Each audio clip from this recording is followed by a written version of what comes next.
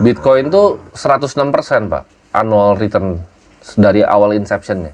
Average 100% tahun ke tahun. Nah, saya pikir, oke, ini ada aset yang begini. Tapi kan waktu itu saya mikir ini apakah ini terlalu volatil. Nah, saya di November 2022, saya ketemu sama Changpeng Zhao yang bikin Binance. Beliau lagi kayaknya B20 waktu itu di Bali. ya.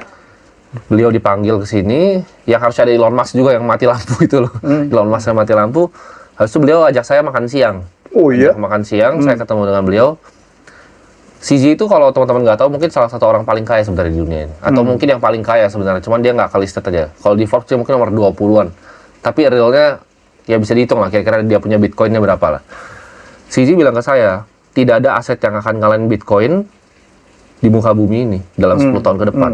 Dia berani bet semua hartanya. Maksudnya, kamu mau beli properti di Palm di Dubai dan lain-lain tuh ARR-nya pasti kalah sama Bitcoin.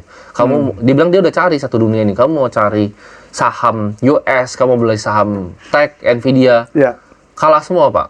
Semuanya kalah. Jadi nggak ada yang even bisa come close ke 100% ARR. Dia bilang, kamu nggak usah bilang 100 lah, kita diskon aja ke 30%. Nggak akan ada aset yang bisa ngalahin 30% ARR tahun ke tahun. Karena dengan 30% tuh uang kecil jadi uang luar biasa, Pak.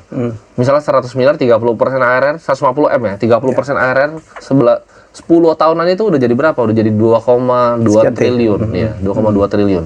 Compounding. Karena jarang ada aset seperti itu. Kenapa saya beli Bitcoin? Karena itu menurut saya cuma aset terbaik. Saya itu bukan diehard pencinta kripto. Saya kalau ada investasi yang bisa ngalahin Bitcoin, saya pindahin duit saya. Tapi gitu. kalau gue kan akuntan, saya finance banget, S2 akuntan. Tapi saya agak ragu-ragu, malah belum bermain. Karena saya melihat nggak ada underlying-nya, Tim. Underlying-nya adalah energi, Pak. Energi sebesar 18 reaktor nuklir dan 733 exahash. Ini tuh Bitcoin. Ini untuk Bitcoin. Jadi, underlying-nya adalah energi yang dipakai untuk menciptakan Bitcoin itu sendiri. Jadi fisik kan ada tambang-tambangnya. Ya. Yang nomor mining, ya. Top 10 di dunia tuh konglomerat di sini. Saya main tambang ini. Jadi tambang-tambang ini adalah yang menjaga energinya Bitcoin.